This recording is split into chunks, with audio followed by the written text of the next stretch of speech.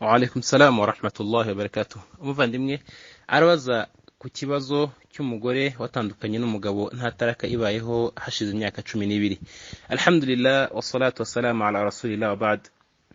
Ntago uislamu bwigeze bugena ko abantu basenya urugo uko biboneye uko ariko kose. Nta nubwo kandi urugo ruhagarikwa kubera ko abantu batari kumwe. Iyo umugabo n'umugore batari kumwe byaba ari ku bushake cyangwa se nta bushake bubayeho, ibyo ngibyo ntago bikuraho indoa, kubera ko isezerano ryakozwe imbere y'amategeko ya Allah subhanahu wa ta'ala, kandi rinakorwa imbere y'abantu, riba rigomba nanone kuvaho imbere y'amategeko, kandi amategeko yarishyizeho niyo agomba no kurikuraho. Iyo ayo mategeko atararikuraho, nukuvuga ngo nta taraka irabaho cyangwa se kwiyambura kubayeho, icyo gihe abo bantu bombi baguma ari umugore n'umugabo, kabone nubwo hashira imyaka 50 nta numwe ubona mugenzi we, cyangwa nta bwumvikane, cyangwa se umwe yarivumbuye n'undi akivumbura.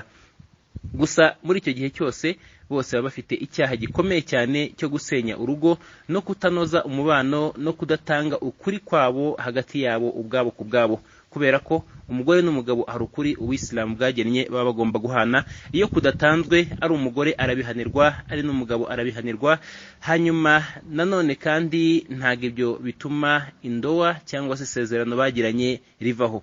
Bityo umugore wivumbuye akava mu rugo, cyangwa se umugabo wivumbuye akava mu rugo, cyangwa se abantu bagiranye amakimbirane bagatandukana, cyangwa se abahuye n'ibyago nk'intambara n'ibindi bitandukanye bikabatandukanya, abo ngabo bagoma ari umugabo n'umugore kuzageza igihe umugabo atangiye itaraka, cyangwa se umugore agasaba kwiyambura umugabo akabinyuza mu mategeko abigenga n'amabwiriza y'Ubuislamu.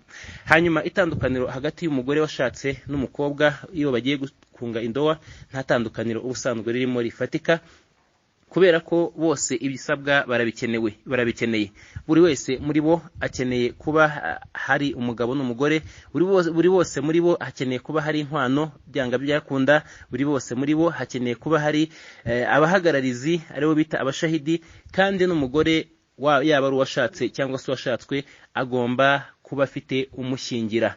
Naho umugore wishyingira muri Islam uwo nguwo aba ari icyomanzi, nta nubwo aba ari amategeko y'idini, nta nubwo uw'islamu bwemera indoa itagira waliyu, kubera ko umuhagararizi w'umugore cyangwa se ushyingira umugore, uyu nguyu agomba kuba hari byanga byakunda kandi afitanye isano nawe.